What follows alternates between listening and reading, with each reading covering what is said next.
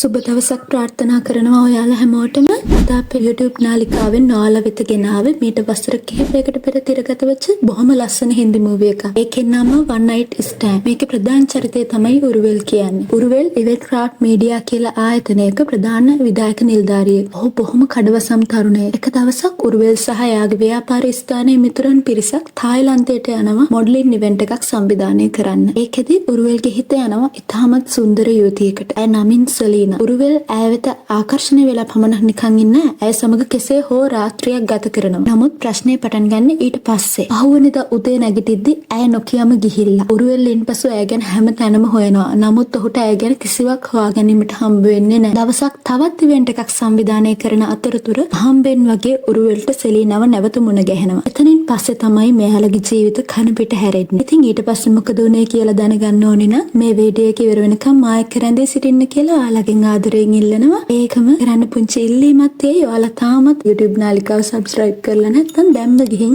subscribe කරලා ඒ ළඟම තියෙන bell button එකත් click කරලා එන්න. ඉතින් වැඩි කතා නැතුව අපි යමු ෆිල්ම් එකට. මේ ෆිල්ම් එක පටන් ගන්නකොටම පෙන්වන්නේ උරුවෙල් සහ එයාගේ පිරිස තායිලන්තයට ගොස් එහි ෆැෂන් ෂෝ එකක් සංවිධානය කරමින් ඉන්න අවස්ථාවක්. ෆැෂන් ෂෝ එක පැවැත්වෙන්නේ රාත්‍රී කාලේ. එහිදී සංවිධාන කටයුතු එක බිසි වෙලා ඉන්න උරුවෙල්ව පසු කරගෙන ලස්සන ගෑනු ළමෙක් යනවා. නමුත් උරුවෙල් ඇයව දකින්න පසුපසින්. ඔහු හරියටම දකින්න ඇගේ ෂෝල් එක විතරයි. උරුවෙල්ට ඕන වෙනවා ඇය කවුද කියලා බලන්න. ඉතින් ඔහු කැමරාවෙන් ફોකස් කර කර ඇය කොහේ හෝ සිටිනවාදයි බලන්න උත්සාහ කරනවා. නමුත් හැමතිස්සෙම ඇය ඉන්නේ කැමරාවට පිටුපාලා. කොහොම හරි ෆැෂන් ෂෝ එක හොම්ම ඉවරක් වෙනවා. ඉවර වෙලා තියෙන්නේ පාටි එක. ඒකෙදි හමුවන එදා ෆැෂන් ෂෝ එකට සහභාගී වුණු එක් මොඩල් කෙනෙක් එක්ක උරුවෙල් එදා රාත්‍රියේ පහන් කරනවා. උරුවෙල් කියන්නේ ස්වභාවයෙන්ම ගැහණුන්ට ආශක්ත සල්ලාලේ. ඊළඟට අපිට පෙන්වන්නේ පහුවෙනිදා උදේ වරුවේ උරුවෙල් එයාගේ මිතුරන් පිරිසත් සමග උදේ ආහාරය ගනිමින් ඉන්න අවස්ථාවක්. ඒ වෙලාවේදී ඔවුන් කතා කරමින් ඉන්නේ ගැහැණු ළමයින් පිළිබඳව සහ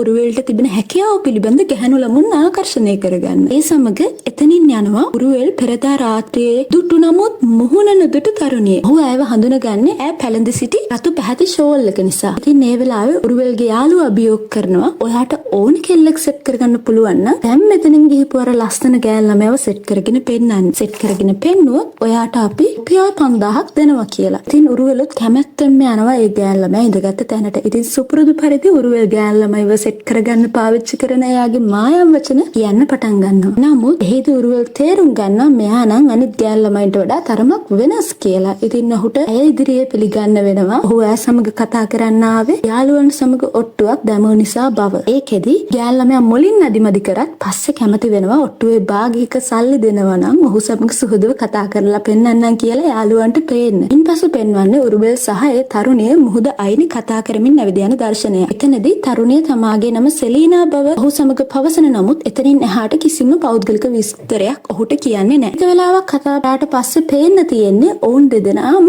ඔවුන් වෙත ආකර්ෂණය වී ඇති බව. ඔවුන් ඉතාමත් ආදරෙන් සහ ශෘංගාරයෙන් මත් වෙලා කාමරයක ඉන්න දර්ශනයක් තමයි ඊළඟට පෙන්වන්නේ. ඉන්පස්සේ උරුවෙල් පහුවෙනිදා නැගිටිද්දී ඔහු අසලින් රෑ පුරා ඉඳපු මේ සෙලීනා පේන්න ඉඳී නැහැ. ඒකම උරුවෙල්ගේ මිතුරන් පිරිසත් ඔහු සිටි හොටෙල් කාමරය වෙත පැමිණෙනවා. ඒගොල්ලෝ එන්නේ ඔට්ටුව දිනපු නිසා උරුවෙල්ට අදාළ මුදල ලබා දෙන්න. ඉන්පස්සේ ආපසු යන්න ලෑස්ති වෙන ගමන් උරුවෙල් කල්පනා කරන්නේ ඇයි සෙලීනා නොකියම ගියේ කියලා. කොහොම හරි ඉන්පස්සේ උරුවෙල් සහ ඔහුගේ මිතුරන් පිරිස ඔවුන්ගේ රටට ඒ කියන්නේ ඉන්දියාවට ආපසු පිටත් වෙනවා. එතනදී උරුවෙල්ව පිළිගන්න එයාපෝට් එකට ඇවිල්ලා ඉන්නේ කවුද දන්නවද? ඒ තමයි උරුවෙල්ගේ බිරිඳ. සිම්රන් තමයි ඇගේ නම. එතන සිම්රන් උරුවෙල්ව පිළිගන්න විදියෙන්ම පේනවා සිම්රන් උරුවෙල්ට කොච්චර ආදරේ බිරිඳක්ද කියලා. ඒ වගේම ආදරයක් උරුවෙලු ඒ මොහොතේදීත් බිරිඳට පෙන්වනවා. කොහොම හරි එදා රෑම උරුවෙල්ගේ ගෙදර පුංචි පාටි එකක් තියෙනවා. ඒකට ඇවිල්ලා ඉන්නේ උරුවෙල්ගේම යාළුවෝ. මේ වකවානුව වෙද්දී සිම්රන් රැකියාවක් නොකරන බව ඔවුන්ගේ විවාහයෙන් පස්සේ විවාහය වෙනුවෙන්ම සිම්රන් රැකියාවෙන් ඉවත් වෙලා කෑම ඕඩර්ස් බාර ගන්න කුඩා ව්‍යාපාරයක් පවත්වාගෙන යන බව එතන කතා බහේදී කියවෙනවා. ඊළඟට පෙන්වන්නේ එදා රෑ නිදාගන්න ගියහම උරුවෙල් සිම්රන්ට දෙනවා දියමන්ති ඇල්ලු බ්‍රේස්ලන්ට් එකක්. තායිලන්තෙ ගිහින් මේක තමයි ඔයාට ගෙනාවේ කියලා. ඒ වෙලාවේ සිම්රන් නම් කියන්නේ මට නම් මේ වගේ තෑගි වලින් වැඩක් නැහැ. ඔයා මල් ළඟ ඉන්න එක තමයි මට තියෙන හොඳම තෑග්ග කියලා. මේ හැම දෙයකින්ම පෙන්වන්නේ සිම්රන් එගේ ස්වාම පුරුෂයාට කොච්චර ආදරේද. ඒ වගේම ඔහු කොතරම් විශ්වාස කරනවද කියලා. නමුත් එදා රෑ සිම්රන්ගේ තුරුල ඉද්දිත් උරුවෙල්ට නම් මතක් වෙන්නේ සෙලීනාව. කොතරම් ගැහණුන් ආශ්‍රය කරත් කොච්චර ගෑනු අය සමග එකට ඉඳියා ඔහුට සෙලීනාව වඩා විශේෂව දැනෙන්න ආරම්භ. ඊළඟ දවසේ නැගිටලා උරුවෙල් සුපුරුදු පරිදි ජොගින් ගිහින් ආවිත් සිම්රන්ට කෝපි එකක් හදලා එයාව හැරවෙනවා තමයි පෙන්වන්නේ. ඊට පස්සේ ඔහු ඔෆිස් යනවා. ඔෆිස් ගියාට පස්සේ එයාගේ සෙක්‍රටරි දීපා ඇවිල්ලා මතක් කරනවා ඇගේ වැටුප දෙක පිළිබඳව HR මැනේජර් එක්ක කතා කරන ලෙස. ඊට පස්සේ උරුවෙල්ගේ බොස් උරුවෙල්ට ඇවිත් කතා කරලා සුබ පතනවා. මොකද උරුවෙල් තායිලන්තේ ඉවෙන්ට් එක හොඳටම කරලා තිබ්බ නිසා. ඊට පස්සේ උරුවෙල් ඉවෙන්ට් එකට අදාළව ගත ෆොටෝස් එකින් එක බලන්න ගන්නවා. ඒකෙදි උරුවෙල් දකිනවා සෙලීනා පිටිපස්සේ හැරිලා ඉන්න ඡායාරූපය. ඒ දිහා බලාගෙන උරුවෙල් මතක් කරනවා ඔහු සෙලීනා සමග ගත කරපු සුන්දර රාත්‍රිය ගැන. ඒ අතරදී ඔහු සමග තායිලන්තේ ගිහිපු එක් මිතුරෙක් එනවා ඔහුගේ කැබින් එකට. උරුවෙල්ගේ ස්ත්‍රී ලෝලී බව හොඳින්ම දන්න මේ මිතුරා අහනවා මෙච්චර ගෑනු අයට ආස ඔයා ඇයි ප්‍රයිවට් සෙක්‍රටරි විදියට රෝම කාන්තාවක් තෝරගන්නේ නැතුව තරබාරු එතරම් පෙනුමක් නැති කාන්තාවක් තෝරගත්තේ කියලා. ඒකට උරුවෙල් දෙන උත්තරේ තමයි රැකියා ස්ථානයේදී ඒ වගේ කෙනෙක් ගත්තොත් ඒක එයාගේ වැඩවලට බාධාවක් කියන එක. ඊට පස්සේ උරුවෙල් අර සෙලීනා පසුපස හැරී ඉන්න ඡායාරූපේ print out එකක් ලබා ගන්නවා. එතනදී පේනවා උරුවෙල්ට සෙලීනාව නම් කොහොමත්ම අමතක කරන්න බැරි බව. එදා ගෙදර ගිහිල්ලා ටීවී එක බල ඉද්දි ඔහුට මැවි මතක් වෙන්නේ සෙලීනාව. ඊට පස්සේ එදා රාත්‍රියේ ඇඳට ගියාම සිම්රන් උරුවෙල් එක්ක කියනවා ඇගේ මිතුරියගේ ස්වාම පුරුෂයාට අනියම් සම්බන්ධයක් තිබී අසුවී ඇති බවත් ඒ නිසාම ඇගේ පවුල විනාශ වී යාමට පටන්ගෙන ඇති බව. නමුත් ඒ වෙලාවේ සිම්රන්ට උරුවෙල් කෝප වී කෑගසනවා. අපිට එහෙම වෙන්නේ නැහැ. අනිත් අය ගෝප දෝප කියවන්න එපා. ඒවා අපිට අදාළ දේවල් නෙමෙයිනේ කියලා. පහුවෙනිදා උදේ නැගිටලා උරුවෙල් සුපුරුදු පරිදි වැඩට යද්දී එයා එකපාරටම දකිනවා සෙලීනා වගේ ගෑනු කෙනෙක් පාරයිනේ ඇවිදගෙන යනවා. නමුත් ඒ වෙලාවේ පාරේ තිබ්බ ට්‍රැෆික් එකක් එක්ක ඔහුට ඇය පසුපස යන්න වෙන්නේ නැහැ. උරුවෙල් ඔෆිස් එකට ගිහිල්ලා ඒ ඇත්තටම ඇයමද කියලා හිත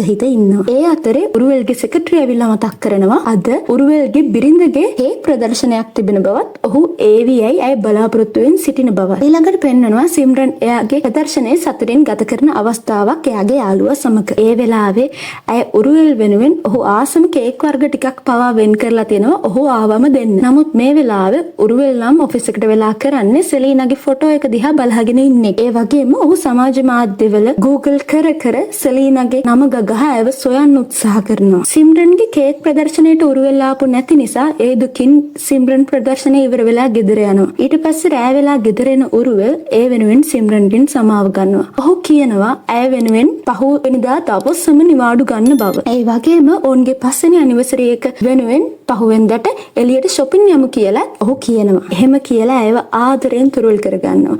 ඒක අහපු සිම්රන් ගොඩක් සතුටු වෙනවා. ඉතින් පහුවෙනිදා ඒ දෙන්න කතා වෙච්ච විදිහටම shopping යනවා. ඒකෙදි උරුවෙල් ගවුමක් අරගෙන සිම්රන්ට දෙනවා මේක ෆිට ඔන් කරලා බලන්න කියලා. එයා ගිහින් ෆිට ඔන් කරලා එළියට එනකොටම අනිත් පැත්තෙන් ඒ විදියම ගවුමක් හැඳගෙන අර සෙලීනත් ෆිට ඔන් රූම් එකකින් එළියට එනවා.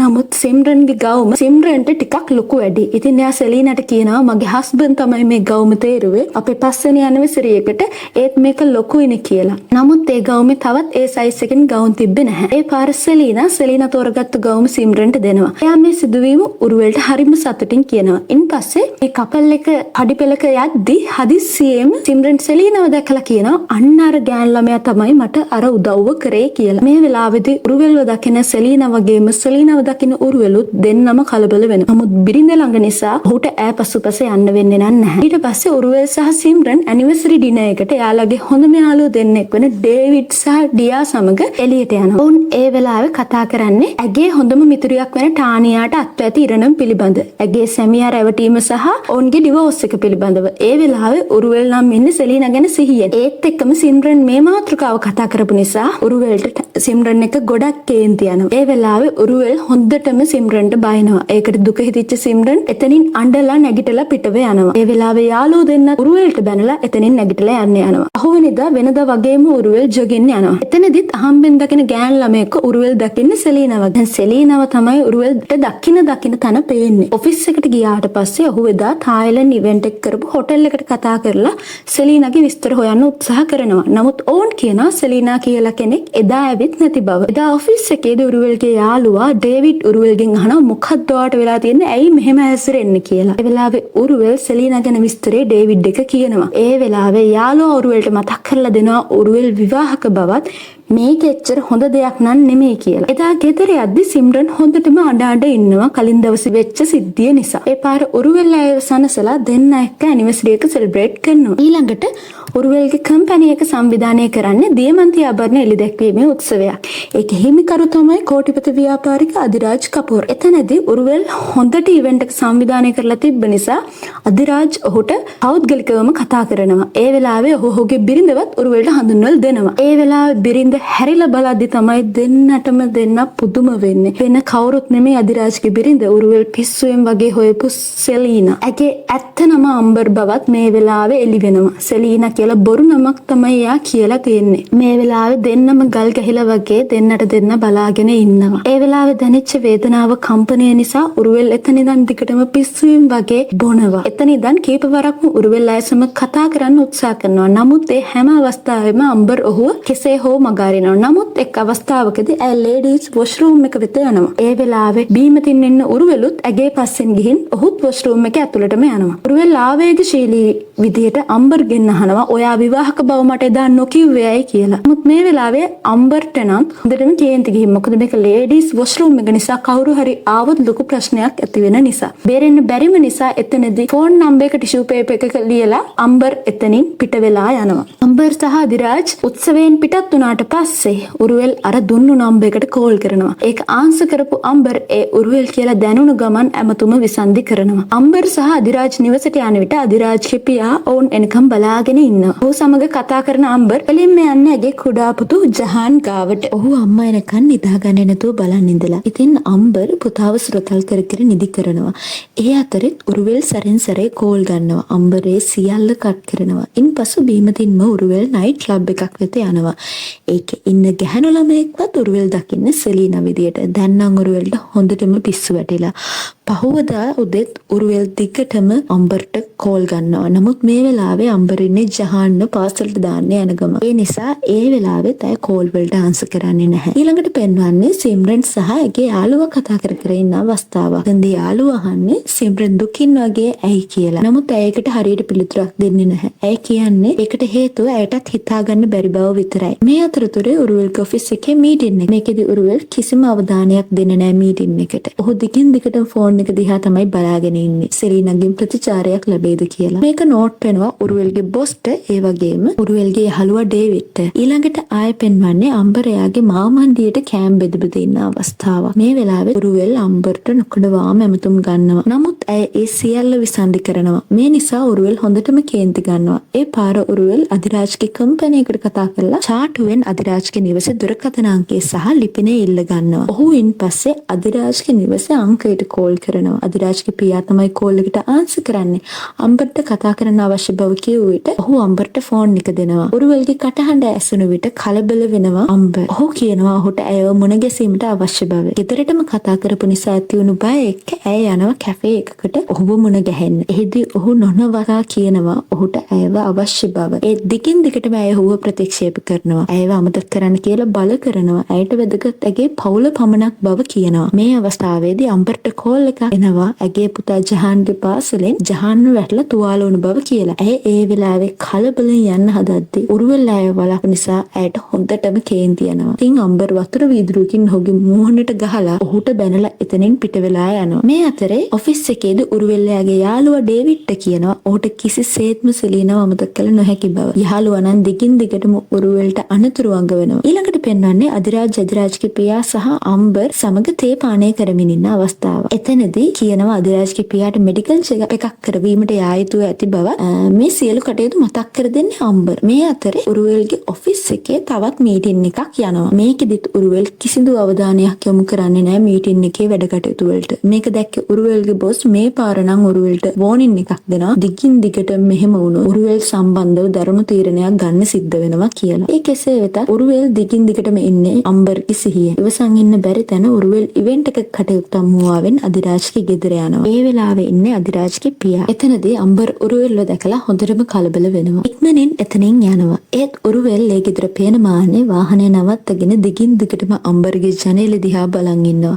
ඒක දැක්ක අම්බර් කලබලෙන් ජනේලය වහලා දානවා. ඒ අතරේ අධිරාජ් අම්බර් ළඟට ඇවිත් ඇය ඉතාම හොඳ බිරිඳක් කියමින් ඇයව අගය කරනවා. මේ වෙලාවේ ඇත්තටම ඇයට ඇති වෙන්නේ වරදකාරී හැඟීමක් තමන් ගැනම. ඒ අතර උරුවෙල්ගේ වෙනස හොඳටම දැනුණ ඔහුගේ බිරිඳ සිම්රන් ඔහුගෙන් ඒ පිළිබඳව විමසනවා. නමුත් උරුවෙල් ඒ පිළිබඳව මුකුත් කියන්නේ නැහැ. ඔහු ඇය වැළඳගෙන සනසනවා විතරයි. මේ අතරේ ඊළඟට පෙන්වන්නේ අම්බර් මාකට් ගොස් නිවසට පැමිණෙන අවස්ථාවක්. ඇය එද්දි උරුවෙල් ඇගේ නිවසට ඇවිත් ඒ මදිවට පුතා එක්ක සෙල්ලම් කරලා පුතාව පූල් එකට වැටිලා දරුවව බේරගෙන තියෙන්නෙත් උරුවෙල් කියලා මාමණ්ඩිය අම්බර්ට කියනවා. ඒ වගේම ඔහු කියනවා උරුවෙල්ගේ ඇඳුම් තෙතබරිත වෙලා නිසා ඔහුට අධිරාජ්ගේ ඇඳුමක් ගෙනත් දෙන්න කියලා. ඉතින් මාමණ්ඩියගේ අනට කීකරු වෙච්ච අම්බර් ඇඳුමක් අරන් දෙන්න ආයේ කාමරයට යනකොට ඒ පිටිපස්සෙන් ආපු උරුවෙල් ගිහින් ඇයව වැළඳ ගන්න උත්සාහ කරනවා. ඇය කොච්චර කිව්වත් ඇගෙන් ඈත් වෙන්න කියලා උරුවෙල් නෙමෙයි ඒක තේරුම් ගත්තා. ඇය කිව්වා ඇයට ඇගේ පවුල වටනවා වගේම ඔයත් ඔයාගේ බිරිඳ ගැන හිතන්න කියලා. නමුත් ඔහුට නෙමෙයි ඒකේ වගේ වගක් උනේ. ඔහු එදා ගෙදර යන්නෙත් හොඳටම බීමත්ව අසීයෙන් යන ඔහු සිම්රන්ව දකින්නේ හරියට අම්බර් වගේ. ඉතින් ඔහු අසීයෙන් වගේ සිම්රන්ට කතා කරන්නේ සෙලීනා කියලා. සිම්රන් සෙලීනාසේ දකින ඔහු එදා සිම්රන්ට ගොඩක් වද දෙනවා. පහවදා උදේ මුකුත් නොවිච්ච ගානට සිම්රන් ගිහින් උරුවෙල්ට කියනවා අද ඔයාව ඔෆිස් එකට මං ගිහින් බස්සන්නම් කියලා. ඒ යන අතරමඟදී එකපාරම සිම්රන් අහනවා කවුද සෙලීනා කියන්නේ කියලා. ඔහුට මුකුත් නොකිය මග අරින නිසා සිම්රන් සැරෙන් සැරේ කාර් එකේ වේගය වැඩි කරනවා. වැඩි කරන ගමන් කාර් එක අප්පන්න වගේ යනවා. සිම්රන් පිස්සුවෙන් වගේ වාහනේ පදවගෙන යද්දි සැරෙන් සැරේ හැප්පෙන්න යද්දි උරුවෙල් අතින් බයටම කියවෙනවා සෙලීනා කියන ගෑනු කෙනා එක්ක එයා එකම එකරයක් පහන් කරපු බව සහ ඒ නිසා තමයි මේ සියලුම දේවල් සිදු වුනේ කියලා. ඒක අහලා සිම්රන් ෂොක් වෙනවා. එහෙම කාර් එක නවත්තලා උරුවෙල්ට කියනවා කාර් එකෙන් බැහැලා එවලම පිටත් වෙලා යන්න කියලා. ඇයව දාලා උරුවෙල් කොච්චර සමාව ඉල්ලුවත් සිම්රන් කියනවා කාර් එකෙන් බැහැලා යන්න කියලා. ඇය ඊට පස්සේ තමන්ගේ ලස්සන අතීතේ මතක් කර කර හඬා වැළපෙනවා. ඇය ඉතාමත් ආදරණීය බිරිඳක්. ඒ වගේම උරුවෙලුත් ඇය ඉස්සරහ කලින් රඟපෑවේ ඔහු මේ ලෝකේ ඉන්න ආදරණීයම සැමියා වගේ. ඉතින් සිම්රන් ඒ ආදරෙන් අන්ධ වෙලා ඉඳී. මේ අතර පෙන්නනවා අම්බර්ව. ඇය ඉන්නේ සතුටින් නෙමෙයි. ඒකට හේතුව එයා උණු වැරද්ද එක්ක ලොකු වරදකාරී හැඟීමකින් පීඩා විඳිනවා. මේ අතරේ ගිහින් උරුවෙල් සිම්රන්ගෙන් සමාව ඉල්ලුවත් ඇය සමාව දෙන්න ලෑස්ති නැහැ. මෙතන ඉඳන් උරුවෙල් බීමදින් තමයි දිගටම හැසිරෙන්නේ. ඒ අතරේ දවසක් අම්බර් උරුවෙල්ට කෝල් එකකින් කියනවා ඔහුව හමුවීමට අවශ්‍ය බව. එතනදී අම්බර් කියනවා හැඟීම් වලට වහල් වෙලා ගත කරපු එක රැයකින්ද එයාට එයාගේ ලස්සන වටිනා පෞල් ජීවිතය නැති කරගන්න බෑ. ඒ නිසා එයාට එයාගේ පාඩුවේ ඉන්න දෙන්න කියලා. එතකොට උරුවෙල් කියනවා වැරද්ද කළේ අපි දෙන්නම එකතු වෙලා ඒත් අන්තිමට දුක් විඳින්න ඒකට වන්දි ගෙවන්න වෙලා තියෙන්නේ මට විතරයි කියලා.